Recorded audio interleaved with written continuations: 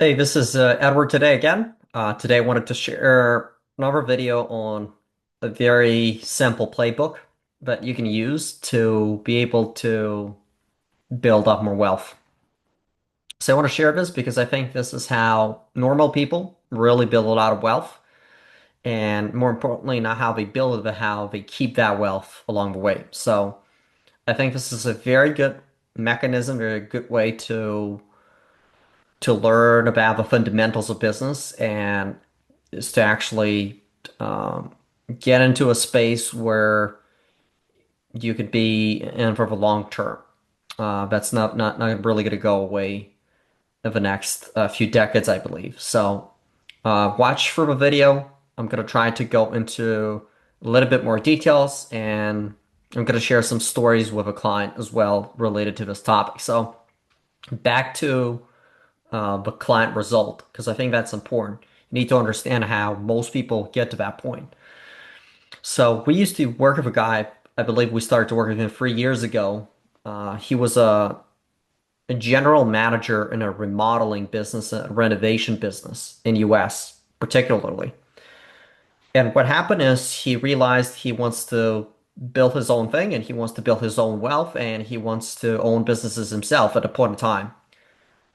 He was in his 50s, I believe, and he wanted to get out and do his own thing. And he approached us back in the day, and we started to work with him to consult him on the process of specifically acquiring companies because that's what we do.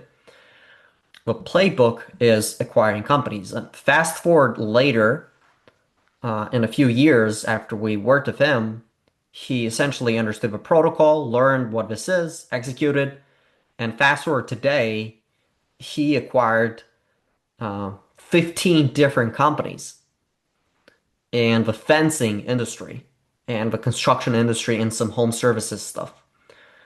And what's interesting, he went from essentially back in the day being a former general manager in a company, really doing well in helping the team and understanding, having a fairly high business acumen, understanding more things in that business model, to now owning a lot different businesses, different kinds of businesses, and managing some of the management of those businesses and scaling to 15 different businesses. And most people could be like, hey, this is insane. How is he managing all these companies and all sorts of things? Now remember, you're going through a cycle of learning and buying your first company, buying the second, buying the third, adding on different businesses. And he got close to, I believe, like close to 40 million in revenue and close to 15, 17% profit margin. So going from zero to that amount in 3 years is a big accomplishment for most people. And the only reason I think that really happened is because one of his commitment level to a vehicle that actually builds wealth at scale if you do it correctly. Now, there's a lot of things involved in this mechanism of building wealth for buying a business, but I think it is a very proven path for a lot of people if you're going to look into their history on how they got to those levels. And now this individual that bought a lot of these businesses considering selling some of these companies. And what's interesting is when you're buying a lot of these assets, you're buying a lot of these businesses, you're trying to create synergies in between these companies. Eventually, the end game is to liquidate, is to sell, is to exit. And that's really where you can build up a capital event and you can liquidate and you can actually build liquid cash into your bank account where you would be having that net worth yourself and you would be able to do whatever you want after that. And that's how a lot of people that are normal people that have corporate backgrounds that are hardworking and maybe have some capital set aside and they want to put time into this, they would just go into buying in a fairly established company and they would run it and they would run it better and they would eventually buy a few more and then sell them. It's easier said than done, but I think this path is a smarter path versus getting into um, starting a company from scratch, which if you don't have a very particular expertise in something, it's going to be a lot more difficult. And if you don't have an angle of uniqueness, it's going to be a lot more difficult and it's going to take a lot more time. to build up a brand and to do that. And if you're not willing to do that, you're going to get other people are going to do that and they're going to get ahead of you. So I think this is an interesting topic that very particular kind of people are going to get into and get into building wealth. And the way it works is fairly simple. You need to have some sort of higher business acumen. You need to really understand that you're dealing with businesses, which means there's people involved. So that means you're going to work with people. It's not going to be passive. It's going to be active because you're going to be working with some of these individuals and you're going to be managing some of the key managers or key management people in that company to be able to grow it. And you're going to be dealing with leading people.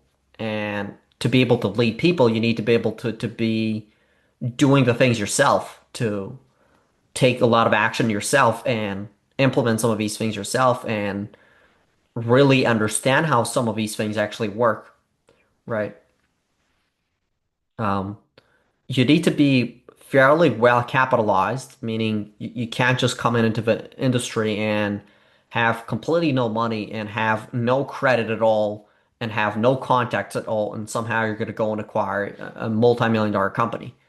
You need to be equipping yourself with some sort of credit, maybe put some capital aside, maybe 50,000, 100,000, $200,000 set aside, because it's going to help you in the journey of potentially hiring somebody that helps you, potentially getting a bigger loan on top of that to be able to buy a company, and then having some understanding of different industries, talking to people in different industries to see what are their challenges and why people are getting out of them and why you want to get into them to help them solve some different issues. And ideally, getting into an industry that you understand a little bit better. You'd want to invest into something you understand a little bit better because if you don't understand that, you would need to source somebody who understands that so you can get them on your team and you could get into that space. Otherwise, it's going to be a lot more risky. Very similar to how Warren Buffett does his own thing is he would invest in things he deeply understands and he has a team that has that understanding so that he could delegate some of those functions to those people and then he can make a better investment decision.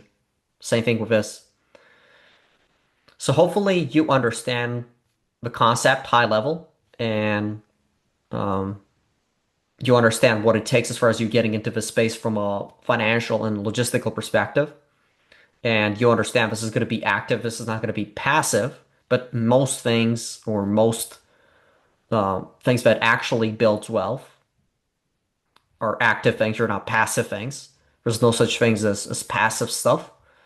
And then it requires understanding. It requires research and deep. You're going to need to put in a lot of hours into this, meaning 10, 20 hours a week at minimum to be able to go into this and look at deals, analyze deals, get help from people that understand this, make offers, understand negotiations, understand how financial stuff works, understand how banks work, how lending works, and be able to get into a deal where you can add value. And that way you're going to get your first deal under your belt, and that way you can build up your track record and you can do the second, third, and fourth deal and so forth. It's not rocket science, but it requires a deeper level of commitment. It requires a deeper level of understanding. And if you put yourself through the process, you could become like guys like some of our clients. We've used to help different kinds of individuals back in the day from either US, Canada, United Kingdom, Australia, some parts of Europe, UAE, and so forth. Now we're more particularly focused to US and Canada and some parts in UK and some parts in Australia. But realistically, people now that get into the space need to be a lot more well capitalized, way more balanced from a knowledge perspective, and have some sort of corporate experience, maybe in the past with higher level jobs and make good income.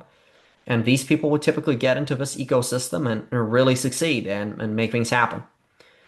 And these are day-to-day normal individuals who get wealthy and they stay wealthy if they don't the process correctly. Um, Hopefully this video was insightful for you, and maybe you can look into this opportunity if you're new to this. If you want to learn more about a topic, you can watch more videos from my channel or just follow me on LinkedIn and connect to me on LinkedIn. I'm happy to answer anything else there, but hopefully this was helpful to you as well. Thanks for watching. Bye.